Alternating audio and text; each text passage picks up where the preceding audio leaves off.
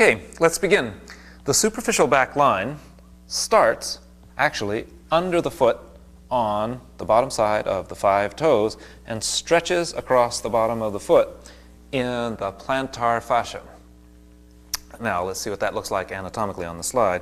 You can see the plantar fascia there stretching across the bottom of the foot as one long line. And if we go to the next slide, you can see that the plantar fascia is really providing a bowstring across the arches of the foot, so that as the plantar fascia stays tight enough, it acts like a bowstring that keeps that arch up, and the plantar fascia ties into the front of the heel bone here.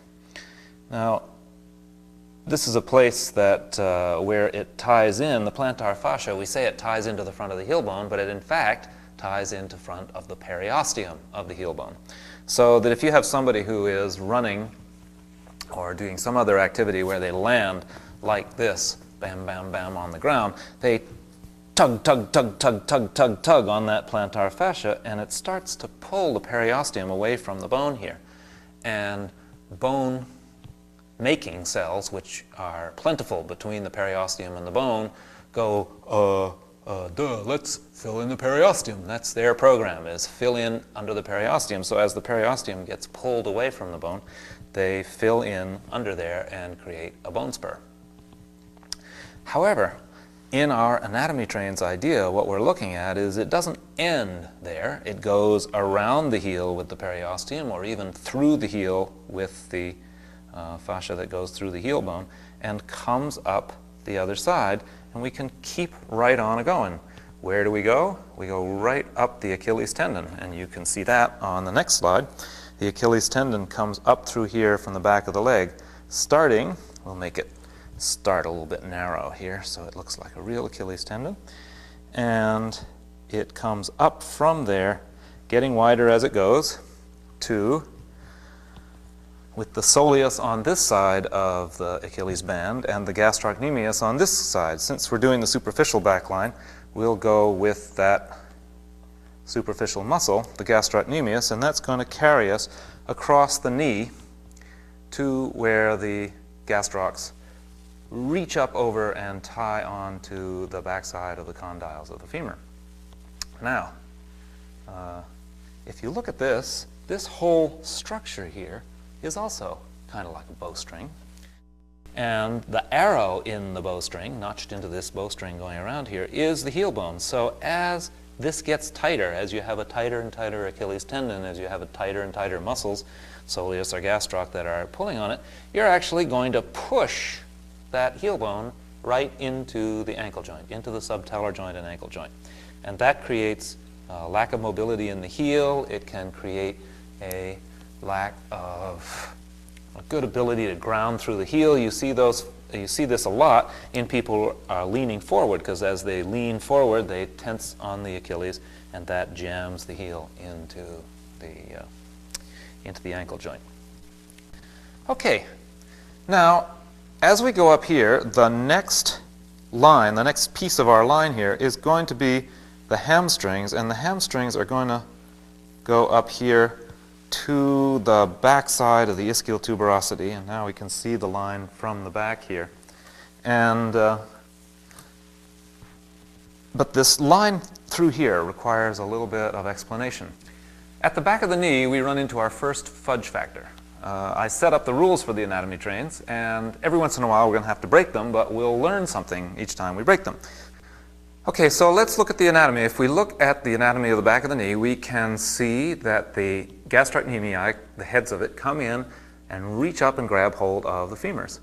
The biceps are reaching down outside of them, the biceps on the outside and the semis on the inside, reaching around the gastrocnemius heads to take a hold of the fibula and the tibia, respectively. But that's not really an anatomy train. It's not continual fascia running across there. They run up next to each other, but they don't really hook. But they do really hook when the knee is extended. So if I take and I drop this on the floor and I go down to pick it up with my knees bent, what you see is I disengage that train. But as I straighten my knees, the condyles of the femur come back against the heads of the gastrocs and the tails, the tendons of the hamstrings, and interlock them just kind of like a fireman's carry into one sheet, one line, one band.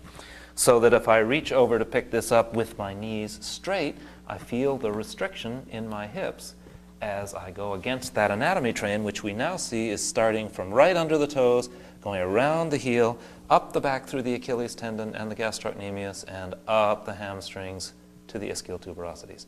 So it's not an anatomy train when the knees are bent, but it is an anatomy train when you're standing up or your knees are extended. Okay, let's keep going. So, if you're used to studying muscle anatomy, you might think we're stuck here because we come up to the hamstrings, and where can we go from here? What muscle takes off from here where we can't take a radical change in direction, remember? We got to keep going in the same direction. Well, it isn't a muscle. It's a ligament. The sacrotuberous ligament keeps going right on up from the hamstrings. In fact, you can see it really as a kind of degenerated hamstring because a horse has a hamstring muscle that goes all the way up to the sacrum. But ours has degenerated so we can have this nice strong ligament, but it's still a fascial continuity right up from the hamstrings, right over the sacrotuberous ligament, onto the edge of the sacrum here. Well, once we get up to the sacrum, it's really easy because we're in the lumbosacral fascia here, in the sacral fascia, and we can just travel up on any one of a number of erector spinae muscles here that travel up and over the laminar groove here, this trough, until they reach the occipital ridge. And from the occipital ridge, we don't even stop there. We go right over the top of the skull with the scalp, the Gallia aponeurotica, if you want the formal name, and right over here to the brow ridge, and here this train stops. Let me give it a little trim here. So this is where this train stops, is right at the brow ridge, right along here in your brow. The fascia comes over the top of the head and stops here. Of course, there's a fascial continuity down onto the face, but the facial fascia is very soft and malleable, and the hard structural stuff stops at the brow ridge.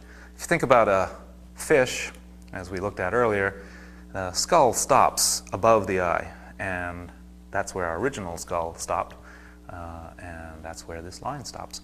So now if you look sideways on this skeleton, what you can see is this first myofascial meridian that we have starts all the way from the bottom of the foot, goes around up the back of the leg, continues up the back of the leg to the ischial tuberosity, travels over between the pelvic bone and the sacrum, travels up the back in the laminar groove all the way to the occipital ridge, up over the top of the head, and stops at the brow ridge. This is one plane, and it's a plane that you stretch every time you do a forward bend. Any kind of forward bend. The yoga people use the forward bend, the downward facing dog position, anytime you bend over to pick up your keys. But you can really notice the difference in this. For instance, if you take one of your clients who's stiff and they reach over and they can't really touch their toes without bending their knees, you'd say, oh, well, the hamstrings are short. But if you take a golf ball or a tennis ball and you put it on the floor and you have them rub that tennis ball underneath their feet, or the golf ball underneath their feet, and then you have them lean forward again, what you're going to see is this. Because that plantar fascia, all you've done is stretch the plantar fascia. But you stretch that plantar fascia and you will see that that whole line extends.